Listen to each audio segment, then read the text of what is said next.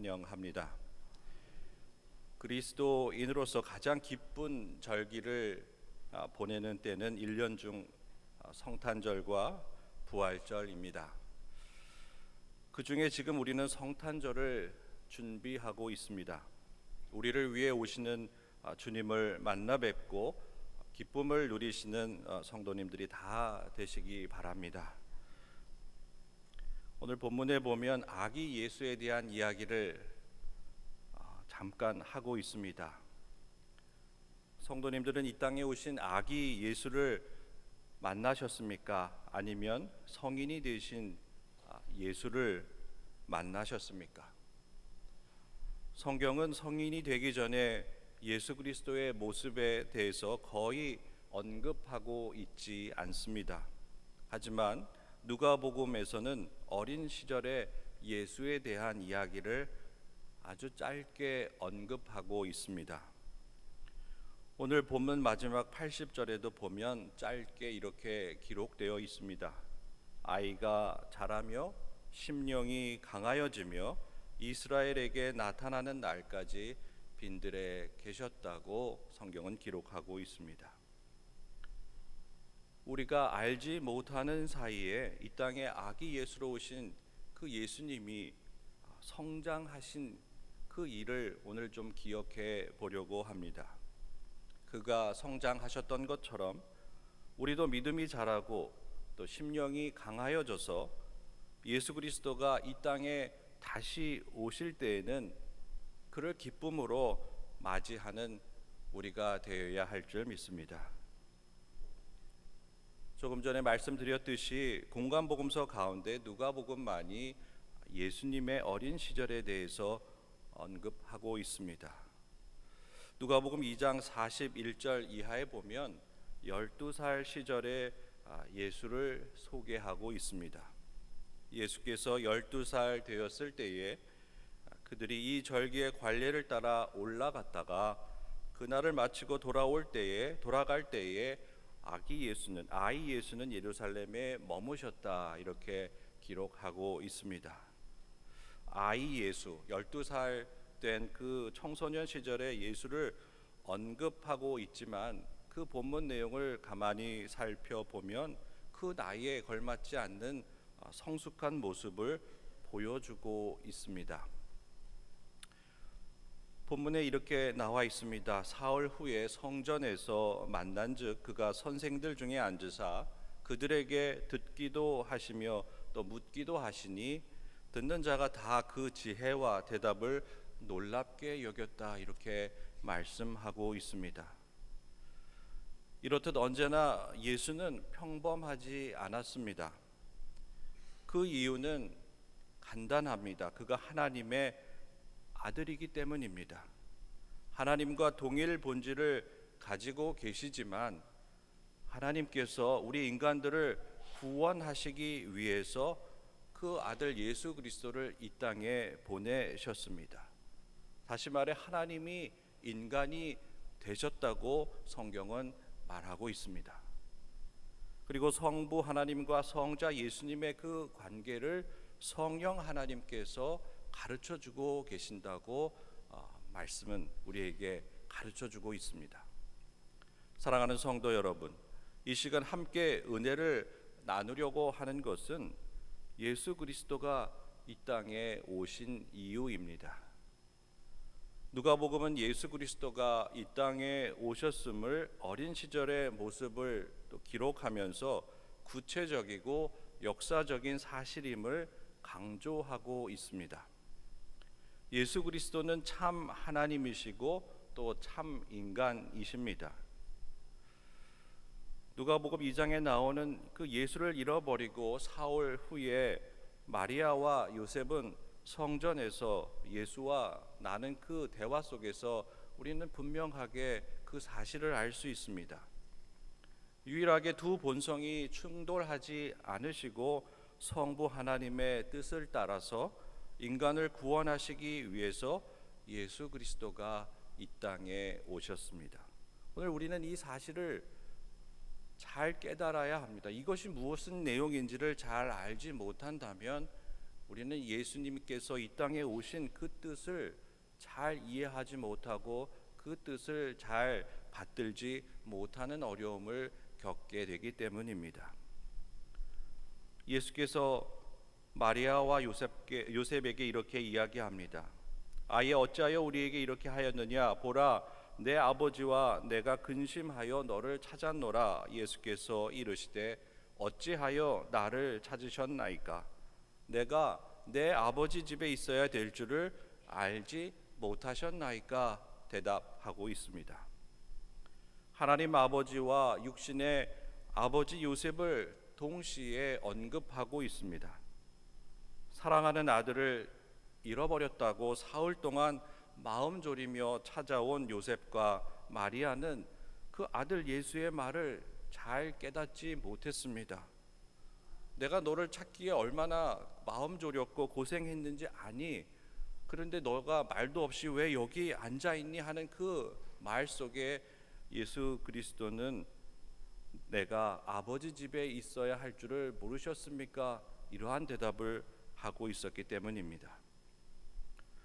우리도 마찬가지입니다. 지금 우리가 삼위일체 하나님을 정확하게 완벽하게 이해하기는 어렵습니다. 그러나 우리가 할 수 있는 것이 있습니다. 마리아와 같은 태도로 우리가 신앙생활하면서 깨달음의 깊이를 좀 더 깊게 해 나가면서 우리는 점점 더 하나님이 왜 이 땅에 오셨는지, 예수 그리스도가 하나님과 동등됨을 버리고 인간의 모습으로 오신 그 이유를 우리가 깨닫게 될 때에 참 하나님의 오심을 우리가 이해할 수 있습니다. 예수께서 함께 내려가사 나사렛에 이르러 순종하여 받드시더라. 그 어머니는 이 모든 말을 마음에 두었다고 했습니다. 지금 우리는 거룩한 존재 이전의 삶을 살고 있습니다. 다시 말해 부활 이전의 삶을 살아가고 있기 때문에 하나님과 직접 얼굴과 얼굴을 맞대고 대화할 수 없는 그러한 상황에 처해 있습니다. 우리는 예수 그리스도와 동행하면서 하루하루 성화되어 가며 하나님 나라에 들어갈 준비를 해야 합니다. 예수 그리스도가 이 땅에 오신 이유는 하나님 나라를 우리에게 알려주시고 그 나라에 우리가 들어갈 수 있도록 하기 위해서 이 땅에 오셨습니다. 그것이 바로 하나님의 뜻이고 그것을 받아들이고 하나님의 뜻에 순종한다고 하는 것은 우리가 성화되어서 하나님 나라에 들어가야 한다고 하는 그 막중한 사명이 우리에게 있음을 깨달아야 합니다. 예수 그리스도가 이 땅에 오심을 매년 기억하고 예배드리고 있지만 그 본래의 의미가 많이 사라져가고 있습니다. 그래서 저는 오늘 그 사가랴가 성령 충만함을 받아 예언하는 그 기도와 찬양이 우리 삶 속에서 다시 회복되기를 바랍니다. 현대 그리스도인들이 교회 생활은 잘 하고 있지만 신앙 생활은 잘 하지 못하고 있다고 합니다. 은혜와 감격이 사라져서 우리 신앙 생활의 그 영적 수준이 날로 떨어져 가고 있다고 합니다. 하지만 일상적인 사역을 반복하는 교회 생활만이 남았다고 걱정하는 목소리가 들리기 시작합니다. 교회가 세상으로 나아가 빛과 소금의 역할을 감당하지 못하고 오히려 세상이 교회에 들어와 모든 것을 세상적인 기준으로 판단하고 이끌어가고 있다고 말하고 있습니다. 이처럼 교회의 정체성을 잃어가게 된 원인은 이 땅에 오신 예수 그리스도가 교회 안에 계시지 않기 때문입니다. 교회가 빈들이 되지 못했기 때문이라고 오늘 본문은 우리에게 가르쳐주고 있습니다. 교회가 세상적인 것들과 세속적인 생각들로 가득 찼기 때문에 주님이 계시지 못하다는 그 사실을 알지 못하고 있습니다. 예수께서 말씀하신 대로 교회는 아버지의 집입니다. 그 집에 주님이 계시는 것이 당연하다고 말씀하고 있지만 교회가 아버지 집이 되지 못하는 것은 우리가 바르게 신앙생활하지 못하고 주님이 이곳에 계시지 않기 때문임을 오늘 우리는 함께 생각해 보아야 합니다. 사가랴의 예언 속에서 예수 그리스도가 임재해 계신 그 교회가 감당해야 할 사명이 무엇인지 살펴보려고 합니다. 먼저 교회는 구원의 방주 역할을 해야 합니다. 오늘 본문 70절과 71절에 보면 이것은 주께서 예로부터 거룩한 선지자의 입으로 말씀하신 바와 같이 우리 원수에게서와 우리를 미워하는 모든 자의 손에서 구원하는 일이라고 성경은 말하고 있습니다. 교회는 철저하게 하나님 나라를 향해 나아가야 하고 또 세상 사람들을 진리의 말씀으로 구원해야 합니다. 교회가 몸집을 크게 하려고 사람들이 하나님 나라의 그 진정한 뜻을 깨닫지 못하게 만들거나 또 교회 안에 그저 머물러 종교 생활만 잘하면 된다고 남겨진 그 상황 속으로 우리가 몰아간다면 교회가 그 사명을 잘하지 못하고 있다는 사실을 깨달아야 합니다. 그러므로 하나님이 기뻐하시는 교회는 외형적으로 큰 교회가 아닙니다. 예수 그리스도가 항상 계시고 그 주님을 말씀 가운데 만나고 예배를 통해 은혜와 감동이 넘치는 교회가 될 때 우리 하나님께서 기뻐하십니다. 다음으로 교회는 섬김으로 구원의 그 역할을 감당해야 합니다. 본문에 우리 조상을 긍휼히 여기시며 그 거룩한 언약을 기억하셨으니 곧 우리 조상 아브라함에게 하신 맹세라 우리가 원수의 손에서 건지심을 받고 종신토록 주의 앞에서 성결과 의로 두려움 없이 섬기게 하리라 말씀하고 있습니다. 예수님은 제자들에게 여러 번 말씀하셨습니다. 섬김을 받으려고 하는 사람은 먼저 섬기라고 말씀하십니다. 그리고 주님은 섬김을 받으러 오신 것이 아니라 섬기기 위해서 오셨다고 여러 번 강조하셨습니다. 겸손하게 섬길 수 있는 사람은 예수 그리스도를 닮은 사람이고 예수 그리스도와 동행하는 삶을 사는 사람이라고 하겠습니다. 예수 그리스도의 성품을 그 닮은 삶을 사시는 저와 여러분이 되기를 간절히 소망합니다. 우리 삶과 교회 가운데 예수 그리스도와 동행하며 그의 성품을 닮아가는 삶을 살아가게 될 때에 이 땅에 오신 그 아기 예수를 우리가 진심으로 영접할 수 있습니다. 또 교회는 하나님의 긍휼이 해같이 빛나야 한다고 말합니다. 이는 우리 하나님의 긍휼로 인함이라 이로써 돋는 해가 위로부터 우리에게 임하여 어둠과 죽음의 그늘에 앉은 자에게 비치고 우리 발을 평강의 길로 인도하시겠다고 말씀하고 있습니다. 그러므로 교회는 하나님의 영광이 드러나야 합니다. 교회가 비난을 받고 비판받는 대상이 되었다면 그것은 그리스도인들의 의를 나타내고 자기 자신들의 그 좋은 것을 드러내기 위한 것이기 때문에 그러한 비판을 받고 있습니다. 하나님의 영광이 해같이 빛나야 되는 것을 우리가 맡고 있다는 그 사실을 빨리 깨달아야 합니다. 사람의 의가 드러나고 또 그 이름이 높임을 받고 있다면 그것이 바로 하나님의 영광을 가리는 일이고 이 땅에 오신 예수 그리스도를 영접하지 못하는 일이라고 하겠습니다. 그런 하나님께서는 우리를 긍휼히 여겨 주셨습니다. 그래서 이 땅에 예수 그리스도를 보내주셨고 그를 통해서 구원해 주고 계십니다. 그 구원은 어둠과 그 죽음의 그늘에 앉아있는 우리 모두를 위한 것입니다. 사랑하는 성도 여러분, 아직도 이 땅의 어둠과 죽음의 그늘에 앉아있는 많은 사람들이 있습니다. 그래서 우리가 걷는 그 발걸음들이 평강의 길로 인도하시는 주님의 그 길로 따라 나서야 합니다. 이 세상을 향해 나가던 발걸음이 주님을 따르는 발걸음이 될 때에 우리의 삶이 변하게 됩니다. 어둠과 죽음의 그늘에 앉아 낙심하고 있는 사람들의 그 손을 잡고 일어나시기 바랍니다. 그리고 아기 예수가 탄생하신 곳으로 그들을 인도하여 구원받는 우리 모두가 되기를 소망합니다. 우리의 주변을 한번 돌아보십시오. 어둠과 죽음의 그늘에 앉아 있는 사람들이 많이 있습니다. 특별히 육신의 질병 가운데 침상에 누워 계신 분들을 위해 해같이 빛나는 하나님의 긍휼을 전하는 강림절 기간이 되기를 간절히 소망합니다. 갑작스러운 질병이 찾아올 때, 또 빨리 낫지 않아 오랫동안 병상에 계신 분들을 위해 중보기도하며 하나님의 긍휼을 우리가 간구해야 합니다. 이 자리에 계신 분들 가운데 질병을 한 번도 경험하지 않는 사람은 아마도 없을 것입니다. 자신도 아프고 가족들도 아픈 분들이 많이 계십니다. 이처럼 우리는 질병 가운데 살아가고 있습니다. 그래서 해같이 빛나는 하나님의 그 긍휼이 절실하게 필요하다고 하겠습니다. 질병과 죽음의 그 어두운 그늘에 앉아 낙심하고 있는 우리들을 위해서 하나님께서 예수 그리스도를 이 땅에 보내주셨습니다.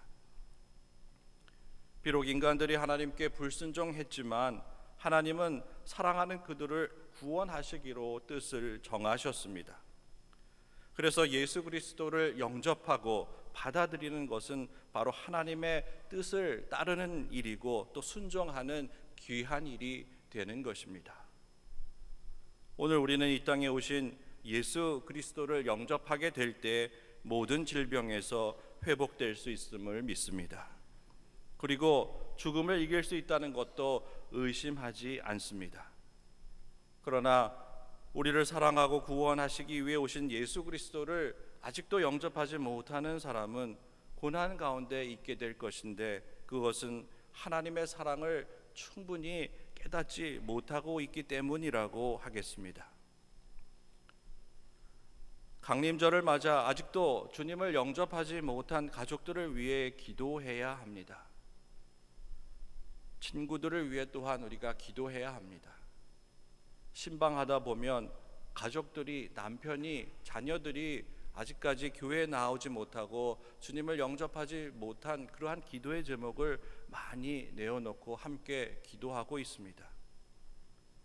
예수 그리스도를 영접하는 것이 하나님의 뜻에 순종하는 것임을 우리는 또한 전파해야 합니다. 이번 성탄절에는 교회에 잘 나오지 못했던 가족들과 또 친구들을 초청하시기 바랍니다. 그분들과 함께 하나님의 뜻에 순종하여 축복받는 그 은혜의 성탄절이 되기를 주님의 이름으로 축원합니다. 우리가 가족들의 초청장이 되어서 그들을 주님께 인도하는 성탄 예배가 되었으면 좋겠습니다. 오늘 우리가 성탄 점등식을 갖고 또 이 세상에 우리 주님이 오심을 아름다운 추리를 통하여서 전하는 것처럼 우리의 가족들을 우리가 초청장이 되어서 우리를 위해 이 땅에 오시는 주님을 우리가 기다리고 있는 것처럼 주님 또한 우리 가족들, 교회에 나오지 않는 그 가족들을 기다리고 계심을 그들에게 알려줌으로써 함께 예배하고 기쁨을 나누는 귀한 시간이 되기를 간절히 소망합니다. 이렇게 간절히 기도하며 기다렸던 사람들이 예배에 참석해서 주님을 만나는 감격스러운 일이 일어나게 될 때에 우리는 구원의 참 기쁨을 누리게 될 것이고 성탄의 그 본질을 우리가 행하게 되는 것이라고 하겠습니다. 강림절을 맞이하는 우리에게 중요한 또 다른 사명은 주 앞에 앞서가서 그 길을 준비하라고 하신 말씀입니다. 우리가 그 준비에 대한 내용은 이사야 선지자의 말을 통해서 잘 듣고 있습니다. 예수 그리스도를 우리가 기대하며 준비하며 또 우리의 가족들을 기대하며 준비할 때에 우리는 그 길을 준비하고 그들을 기다려야 합니다. 보라, 내가 내 사자를 내 앞에 보내노니 그가 내 길을 준비하리라. 광야에 외치는 자의 소리가 있어 이르되 너희는 주의 길을 준비하라. 그가 오실 길을 곧게 하라. 우리에게 명령하고 계십니다. 강림절을 보내는 우리는 아무 일도 하지 않고 멍하게 보내서는 안 됩니다. 우리는 바쁘게 움직여야 합니다. 주의 길을 준비하고 오시는 길을 곧게 만들어야 합니다. 우리는 주님의 길을 만들기 위해서, 또 준비하기 위해서 어떤 일들을 하고 있는지 오늘 함께 생각해 보기를 원합니다. 이 땅에 오시는 주님의 길 위에 오히려 준비는커녕 우리가 방해가 되거나 걸림돌이 되고 있지는 않은지 생각해 보시기 바랍니다. 성결함과 의로움으로 주님의 그 길을 깨끗하게 하고 반듯하게 만드는 저와 여러분이 되기를 소망합니다.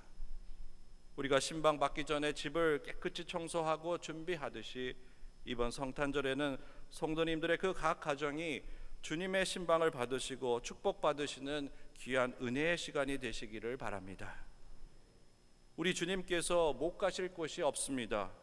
어둠과 죽음의 자리에 찾아오셔서 밝게 만들어 주시고 그곳에 회복과 생명을 허락해 주실 것입니다. 우리의 닫힌 마음을 열어서 오시는 그 주님의 그 길을 준비하시기 바랍니다. 우리의 닫힌 마음과 또 우리 가족들의, 이웃들의 닫힌 마음이 열려서 예수 그리스도와 함께 기쁨을 나누는 귀한 성탄절이 되기 바랍니다. 호련히 수많은 천군이 천사와 함께 하나님을 찬송하여 이르되 지극히 높은 곳에서는 하나님께 영광이요 땅에서는 하나님이 기뻐하시는 사람들 중에 평화로다 하신 이 말씀이 성도님들 각 가정에 이루어지기를 바랍니다. 이와 같이 기쁨의 자리에 참여하셔서 하나님의 영광과 평화가 각 가정마다 함께 하실 때에 오늘 우리는 이 땅에 오신 그 아기 예수를 참으로 영접했다고 할 수 있습니다. 예수 그리스도는 폐쇄된 공간에 오시지 않았습니다. 특정한 건물 안에 그리고 선택된 사람들만을 위해 오신 분이 아닙니다. 그는 온 세상 가운데 오셨습니다. 강림절을 맞아 주님을 기다리는 우리도 막힌 담을 헐어내고 시기와 질투와 미움으로 생긴 그 골짜기를 하나님의 사랑으로 평탄하게 메꾸어 만들어 나가야 합니다. 우리 삶 가운데 용서와 화해를 이루는 것이 주님의 길을 준비하는 것이고 평탄하게 만드는 것임을 깨닫는 우리 모두가 되어야 하겠습니다. 사랑하는 성도 여러분, 예수 그리스도가 계신 곳으로 나아가 주님을 만나시기 바랍니다. 주님은 화려하게 꾸며진 곳에 계시지 않습니다. 주님은 빈들에 계십니다. 주님은 어둠과 죽음의 그림자가 있는 곳에 계십니다. 우리는 그곳으로 나아가 우리의 구원을 위해 이 땅에 오신 주님을 만나고 그 구원의 은혜를 선물로 받아야 합니다. 구원을 얻지 못한 그 세속적인 삶을 사는 사람들은 온갖 새로운 일을 만들고 거기에 몰입하고 있지만 그들은 죽음의 두려움에서 벗어나지 못하고 발버둥 치는 그 삶을 살 수밖에 없습니다. 이 땅에 오신 주님을 만나지 못한 사람은 끊임없이 커져만 가는 그 자신의 필요와 초조함과 또 불만과 불안과 두려움과 죄책감에 시달리고 그 가운데 지배를 당하고 있습니다. 이것을 극복하기 원하신다면 우리를 공격해오는 이러한 허무한 것들로부터 도망치는 것이 아니라 우리는 용기를 가지고 그 어둠과 죽음의 그림자가 있는 빈들로 나가야 합니다. 광야로 나가야 합니다. 그곳에서 주님이 우리를 위해 기도하시며 기다리고 계시기 때문입니다. 매년 우리를 찾아오시는 그 주님을 외면하지 마시기 바랍니다. 주님을 만나기 원하지만 잘못된 장소에 가서 주님을 찾고 있는 것은 아닌지 깊이 생각해 보시기 바랍니다. 주님이 계신 곳은 헤롯 왕의 왕궁이 아니라 마구간의 구유였음을 기억하시기 바랍니다. 주님이 계신 곳을 제대로 찾으셔서 주님과 함께 기쁨을 누리시는 지혜로운 성도님들이 다 되시길 우리 주님의 이름으로 축원을 드립니다. 기도하겠습니다. 하나님 감사합니다. 저희들의 아픔을 아시고 찾아오신 주님을 영접할 수 있는 깨끗한 마음을 허락해 주시옵소서. 주님과 함께 아픔이 기쁨이 되는 은혜를 경험하는 하나님의 자녀들이 되게 하여 주시옵소서. 우리 주 예수 그리스도의 이름으로 기도하옵나이다. 아멘.